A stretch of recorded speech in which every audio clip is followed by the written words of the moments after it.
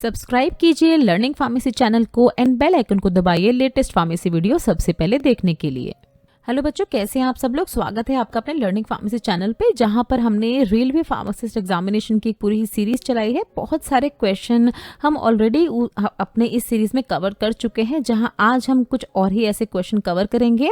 और ये सारे क्वेश्चन बच्चों देखिए, जो प्रीवियस ईयर में जितने भी एग्जाम्स हुए हैं वो उनसे हम ये सारे क्वेश्चन लेके आ रहे हैं, ताकि एक आइडिया हो पाए आपके माइंड में कि किस तरह के क्वेश्चन पूछे जाते हैं इस तरह के रेलवे एग्जामिनेशन में।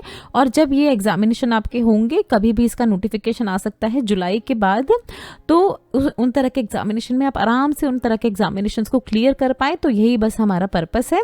तो चलिए हम शुरू करते हैं अपने आज के सेशन को। तो देखिए, सबसे पहला क्वेश्चन आपसे पूछ रहे हैं, aspirin should be used with caution in. Aspirin को किन तरह के पेशेंट्स में बहुत ही सावधानी से यूज किया जाने की सलाह दी जाती है। एस्थमेटिक पेशेंट में जिनको फीवर है, हेडेक है या टैकीकार्डिया है। आंसर है बच्चों इसका ऑप्शन ए। एस्थमा के केस में एस्पिरिन का इस्तेमाल बहुत ही कॉशन से किया जाता है। अगर हम बात करें देखिए एस्पिरिन की, तो इसको हम एसिटाइल सैलिसिलिक एसिड यानी ASA के नाम से भी जानते हैं। ये एक तरह का non steroidal anti inflammatory drug है, यानी जो NSAIDs की कैटेगरी में जो ड्रग्स आती है उनमें से ही एक एस्पिरिन भी है। बेसिकली इसको किस किस वजह से यूज किया जाता है, इसको एज अ पेन रिलीवर, यानी कहीं अगर बॉडी के किसी पार्ट में आपको दर्द वगैरह हो रहा है तो एस्पिरिन ली जाती है, एस्पिरिन प्रिस्क्राइब की जाती है डॉक्टर्स के द्वारा। अगर किसी पार्ट में सूजन वगैरह है, इन्फ्लामेशन है, तो वो इन्फ्लामेशन को रिड्यूस करने के लिए एस्पिरिन को प्रिस्क्राइब किया जाता है। फीवर को रिड्यूस करने के लिए एंड ब्लड क्लॉट्स को डिसॉल्व करने के लिए। किन केसेस में देखिए, जैसे स्ट्रोक्स के केस होते हैं या जो हार्ट अटैक के केस होते हैं, उन केसेस में एस्पिरिन को दिया जाता है, ताकि जो इमरजेंसी का जो टाइम होता है वहां पर जो ब्लड क्लॉट मान लीजिए अगर बन गए हैं तो वो डिसॉल्व हो जाए, ब्लड आसानी से फ्लो हो पाए और इस तरह की हार्ट अटैक और स्ट्रोक की कंडीशन से बचाया जा सके पेशेंट्स को। तो इन केसेस में एस्पिरिन दिया जाता है। बट ये देखिए, एस्पिरिन क्या होता है, एस्पिरिन इंड्यूस करता है ब्रोंकोस्पाज्म। ब्रोंकोस्पाज्म क्या होता है कि ये जो हमारी ब्रोंकाइल स्मूथ मसल होती है इनको कॉन्ट्रैक्ट कर देता है। अब देखिए, एस्थमा के केस में ये जो ब्रोंकाइल स्मूथ मसल्स होते हैं ये पहले से ही कॉन्ट्रैक्टेड फॉर्म में ही होती हैं। इन तरह के एस्थमेटिक जो पेशेंट्स होते हैं, यहाँ पर बहुत ज़्यादा म्यूकस बन रहा होता है उनकी इन तरह की ब्रोंकाइल स्मूथ मसल्स में, और इसमें ब्रोंकस में इन्फ्लामेशन उनको पहले से ही होती है। अगर और ज़्यादा कॉन्ट्रैक्ट हो गई इस तरह की bronchial smooth muscle asthmatic patient में, तो डेथ तक हो सकती है। इसीलिए बोला जाता है कि एस्पिरिन को बहुत ही सावधानी से देना है उन पेशेंट्स को जिनको एस्थमा की प्रॉब्लम है। ना देखिए बच्चों, इस तरह के क्वेश्चन भी पूछे जाते हैं रेलवे एग्जामिनेशन में। तो जितने भी क्वेश्चंस होंगे आपके रीजनिंग के और जितने भी अलग अलग तरह के सब्जेक्ट्स आते हैं, हम सभी कुछ कवर करने की कोशिश करेंगे इन तरह की वीडियोस में। कोई अलग से क्वेश्चन हम नहीं बनाएंगे, सारे क्वेश्चंस को फार्मेसी के क्वेश्चन के साथ ही हम कवर करेंगे, ताकि आपका अच्छे से सिलेबस कंप्लीट हो जाए पूरा। तो इस क्वेश्चन में क्या पूछ रहे हैं आपसे, देखिए पहले क्वेश्चन पढ़ लेते हैं और उसके बाद अपने आंसर तक पहुंचेंगे। पॉइंटर की मदद से, पेन की मदद से हम पूरे ही क्वेश्चन को देखेंगे। एक लेडी जो है देखिए, ये खड़ी है रोड पे, जो कि फेस कर रहा है ईस्ट डायरेक्शन को। तो मान लीजिए लेडी जो है ये यहाँ पर खड़ी है, अभी ईस्ट डायरेक्शन को फेस करते हुए ये लेडी खड़ी है। नेक्स्ट क्या पूछ रहे हैं देखिए, she turns 48 degrees in clockwise direction. अब यहाँ पर ये खड़ी थी। अब क्लॉकवाइज क्या होता है बच्चों, ये जिस तरह से हमारी घड़ी की सुइयां मूव करती है ये होता है क्लॉकवाइज डायरेक्शन, और अगर उल्टा हम जाएंगे तो इसको कहा जाता है एंटी क्लॉकवाइज डायरेक्शन। तो अब यहाँ पर क्वेश्चन में क्या है कि अब इसने टर्न लिया है 48 डिग्रीज क्लॉकवाइज डायरेक्शन, मतलब ये यहाँ से इसने इस डायरेक्शन में टर्न लिया है। कितना लिया है, 48 डिग्रीज। अब देखिए, अगर हम ईस्ट से साउथ के बीच में एक एंगल बनाते हैं, ये जो एंगल है ये एक तरह से 90 डिग्री का एंगल होता है। 90 डिग्री का हाफ कितना होगा बच्चों, 45 डिग्रीज। ठीक है, अब 45 डिग्रीज का ही आसपास है हमारा 48 डिग्रीज। तो मान लीजिए अब ये लेडी जो है ये अब ये इस डायरेक्शन को फेस कर रही है। ठीक है, साउथ ईस्ट डायरेक्शन को, ईस्ट साउथ डायरेक्शन को फेस कर रही है। बट अब यहाँ पर नेक्स्ट क्या पूछ रहे हैं देखिए, अब वो टर्न हुई है 72 degrees anti clockwise direction. 72 degrees वो अब उल्टा घूम रही है। देखिए, एंटी क्लॉकवाइज हमारा ये वाली डायरेक्शन थी, तो अब इसको उल्टा जाना है 72 डिग्रीज। पहले आप क्या करेंगे, पहले देखिए ईस्ट डायरेक्शन पे ही वापस आ जाएंगे, मतलब ये 48 घूमी थी, 48 ही अब ये वापस हो जाएगी यहाँ से। तो क्या करना है आपको, 72 - 48 कितना हुआ बच्चों, 24 डिग्री, 24 डिग्रीज। अब यहाँ से आके जिस डायरेक्शन को ये पहले फेस कर रही थी, अब उस डायरेक्शन से इसको एंटी क्लॉकवाइज जाना है, कितना 24 डिग्रीज। तो कहीं देखिए इस रीजन में ये अब फेस कर रही है। इस तरह से यहाँ के कंक्लूजन पे आप पहुंच सकते हैं। माइंड में भी कैलकुलेट कर सकते हैं, ये सब इतना अगर आपको नहीं करना है, अगर आप नहीं कर पा रहे हैं माइंड में, तो इस तरह से आप कर सकते हैं कि 24 डिग्री अब इसे पीछे की तरफ जाना है, अपनी ओरिजिनल पोजीशन जहां पर ये खड़ी थी उससे। तो ये कहां फेस कर रही है, अब नॉर्थ ईस्ट को फेस कर रही है। दैट इज वाई इसका आंसर है बच्चों देखिए ऑप्शन डी। अब ये लेडी फेस कर रही है नॉर्थ ईस्ट डायरेक्शन को। तो अगर कोई भी तरह की दिक्कत है बच्चों तो कमेंट सेक्शन में पूछ सकते हैं, हम फिर से किसी और वीडियो में इसी तरह के कुछ और क्वेश्चंस भी आपको एक्सप्लेन कर देंगे। बट आई होप आपको समझ में आया होगा इस क्वेश्चन का आंसर। नेक्स्ट क्वेश्चन में आपसे पूछना, देखिए लाइग्नैंस आर द कॉन्स्टिट्यूएंट ऑफ। लाइग्नैंस किस में पाए जाते हैं, डिफरेंट ऑप्शंस दिए हैं बच्चों आपको। आंसर इसका ऑप्शन बी, फ्लैक्स सीड में पाए जाते हैं लाइग्नैंस। तो ये जो फ्लैक्स सीड होते हैं, लाइग्नैंस होते हैं, ये एक तरह के फाइटोकेमिकल्स होते हैं। फाइटोकेमिकल्स क्या होते हैं, ऐसे कंपाउंड्स होते हैं जो कि प्लांट्स में पाए जाते हैं। प्लांट बेस्ड जो भी कंपाउंड्स होते हैं उनको फाइटोकेमिकल्स कहा जाता है। तो ये भी आपको याद रखना है, ये भी आपका एक तरह का क्वेश्चन बन गया। और किस क्लास को बिलोंग करते हैं, बेसिकली पॉलीफिनोल क्लास को ये बिलोंग करते हैं। फ्लैक्स ये जो है देखिए लाइग्नैंस बहुत ज्यादा मात्रा में पाए जाते हैं फ्लैक्स सीड्स में। और देखिए सेसमे सीड जो तिल के सीड्स होते हैं ना, उसमें भी ये पाए जाते हैं। होल ग्रेन जैसे वीट, ओट्स एंड बार्ली में पाए जाते हैं। फ्रूट्स में आप देख रहे हैं बेरीज, एप्पल, पेयर में पाए जाते हैं।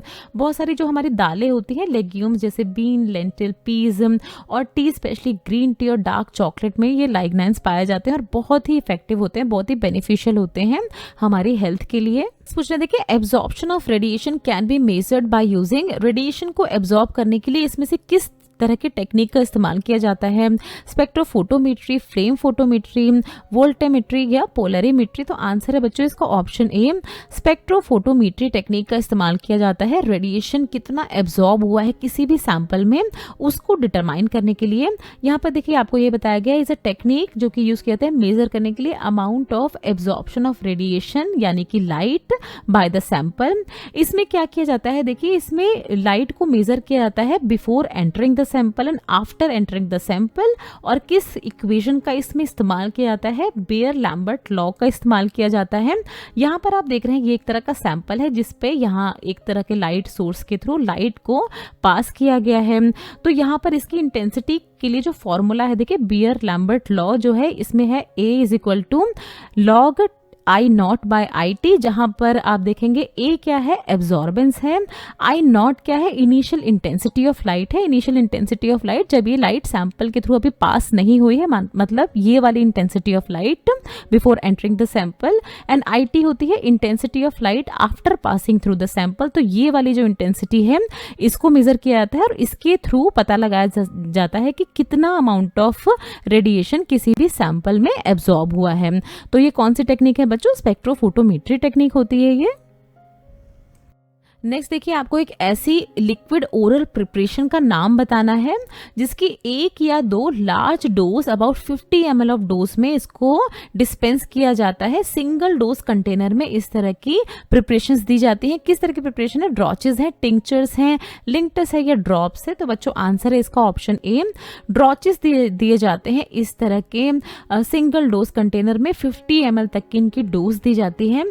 तो देखिए ये एक तरह के होमोजीनियस मिक्सचर्स होते हैं जिसमें एक या उससे ज्यादा एक्टिव इंग्रेडिएंट्स, जो भी एक्टिव इंग्रेडिएंट जिस भी पर्पस के लिए इसको दिया जा रहा है उसको डिसॉल्व किया जाता है सॉल्वेंट में। सॉल्वेंट बेसिकली वाटर का ही इस्तेमाल किया जाता है या वाटर बेस्ड जो व्हीकल होता है उसका इस्तेमाल किया जाता है।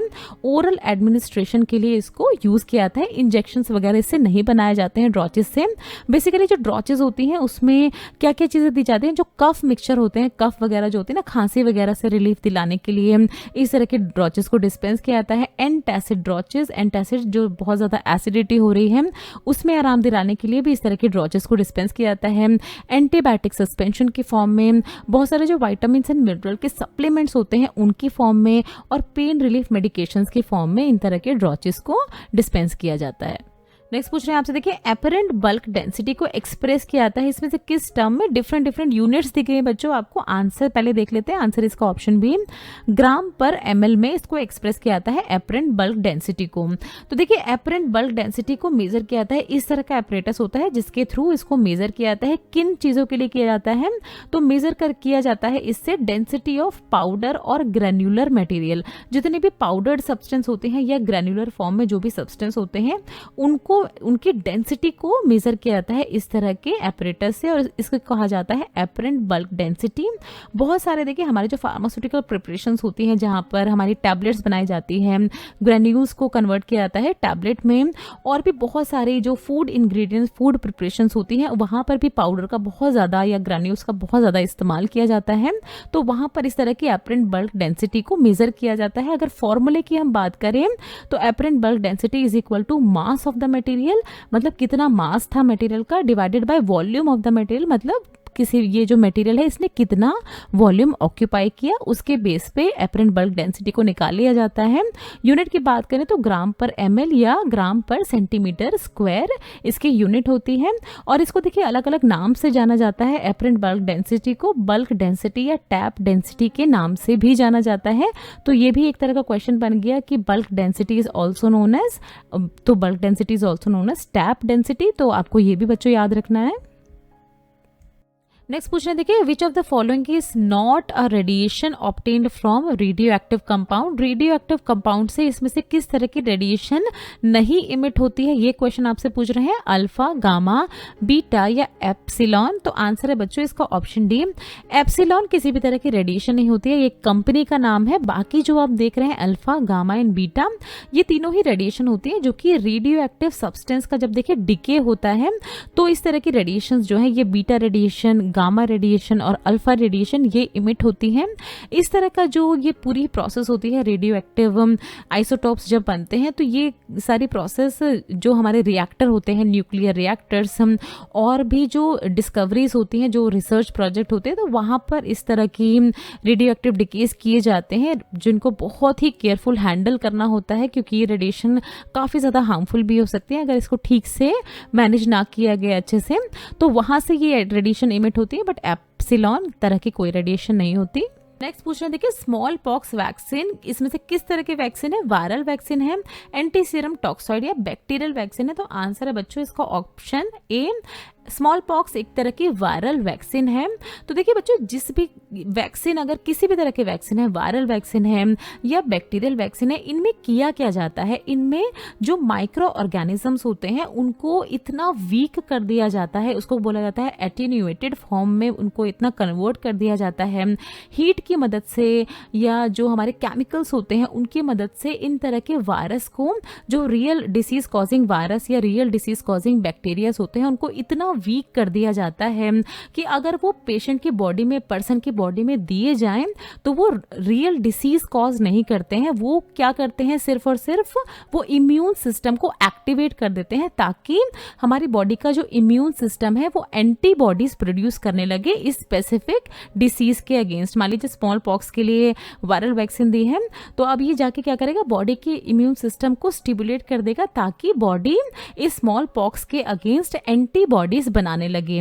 अब ये काम कैसे करेगा कि मान लीजिए अगर किसी भी लाइफ के किसी भी स्टेज में स्मॉल पॉक्स वायरस जो है ये किसी भी पर्सन को अफेक्ट करता है, किसी भी पर्सन की बॉडी में एंटर करता है ये वायरस, तो उसकी बॉडी में पहले से ही इम्यून उसकी बॉडी है उस वायरस के अगेंस्ट, क्योंकि इस तरह की वैक्सीन उसकी बॉडी में पहले ही दी गई थी जिसने इम्यून सिस्टम को ट्रिगर कर दिया था और एंटीबॉडीज बना दी थी इस स्मॉल पॉक्स के अगेंस्ट। तो इस तरह से काम करती हैं किसी भी तरह की वैक्सीन। नेक्स्ट पूछ रहे हैं, देखिए इसमें से किस तरह का कंपाउंड प्रेजेंट होता है, अश्वगंधा में पाया जाता है? स्टेरॉयडल ग्लाइकोसाइड, स्टेरॉयडल लैक्टोन्स, टर्पेनॉइड या टर्पेनॉइड एल्कोलॉइड्स या ग्लाइकोसाइड? तो बच्चों आंसर है इसका ऑप्शन बी, स्टेरॉयडल लैक्टोन पाए जाते हैं अश्वगंधा में। बहुत ही ज्यादा बेनिफिशियल होता है, हमारे आयुर्वेद में बहुत ज्यादा इसको इसके अलग अलग प्रॉपर्टीज के लिए इस्तेमाल किया जाता है। अगर हम बात करें अश्वगंधा की तो विदेनिया सोमनीफेरा के नाम से इसको जाना जाता है। तो ये क्या है, देखिए ग्रुप ऑफ स्टेरॉयडल लैक्टोन्स है जिनको कहा जाता है विद एनोलेट्स, और इसी विद एनोलेट्स की वजह से ही इसकी मेडिसिनल प्रॉपर्टी, जितने भी इफेक्ट्स के लिए इसको इस्तेमाल किया जाता है, इस विदानुलेट की वजह से ही होता है। यहाँ पर हम आपको अलग अलग तरह की विदानुलेट दिखाएंगे, उससे पहले देख लेते हैं इसके स्ट्रक्चर के बारे में।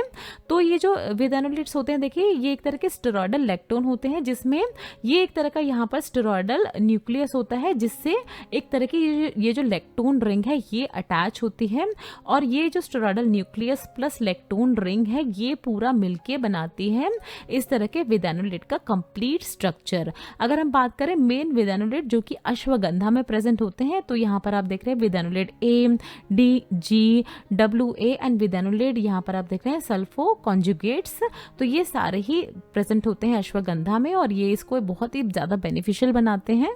लास्ट क्वेश्चन देखेंगे, हम पूछ रहे हैं आपसे, देखिए एंटीमनी पोटेशियम टर्ट्रेट को इसमें से किस और नाम से जाना जाता है? डिफरेंट ऑप्शन दिए बच्चों, आंसर इसका ऑप्शन डी, टर्टर इमिटिक के नाम से, टर्टर इमिटिक के नाम से इसको जाना जाता है। ये क्या होता है, देखिए एक तरह का व्हाइट क्रिस्टलाइन पाउडर होता है जिसको इस्तेमाल किया जाता है एज अ इमिटिक। इमिटिक मतलब ऐसे सब्सटेंस जो कि वॉमिटिंग को इंड्यूस करते हैं, वॉमिटिंग करवाने के लिए इस तरह के इमिटिक्स का इस्तेमाल किया जाता है। किन केसेस में? बहुत सारे केस में, पॉइजनिंग के केस में, या अगर गलती से कोई चीज़ खा ली है जो कि बॉडी को सूट नहीं करे, तो बॉडी से बाहर निकालने के लिए ऐसा इमिटिक बहुत सारी चीज़ों का इस्तेमाल किया जाता है। एज एन एक्सपेक्टोरेंट भी इसका इस्तेमाल किया जाता है। एक्सपेक्टोरेंट ऐसे सब्सटेंस होते हैं जो कि म्यूकस को शरीर से बाहर निकालने में काफ़ी ज़्यादा मददगार होते हैं। लंग्स और एयरवे से पूरा ही म्यूकस जो होता है, पूरा ही बलगम, उसको क्लीन कर सकते हैं इस तरह के एक्सपेक्टोरेंट। तो इसको इस्तेमाल किया जाता है इमिटिक एंड एक्सपेक्टोरेंट की तरह बहुत सारी अलग अलग ट्रीटमेंट में, जैसे respiratory condition, bronchitis, asthma and pneumonia के केस में। बट देखिए ये जो टार्टर इमिटिक है इसका आजकल बहुत ज़्यादा इस्तेमाल नहीं किया जाता है, क्योंकि काफ़ी ज़्यादा टॉक्सिक इफेक्ट्स इसके देखे गए कुछ पेशेंट्स में, और बहुत सेफ ऑल्टरनेटिव अब मौजूद है इमिटिक्स की केस में अगर हम बात करें तो भी, और एक्सपेक्टोरेंट के केस में अगर हम बात करें तो भी काफ़ी सेफ ऑल्टरनेटिव हमारे प्रेजेंट हैं।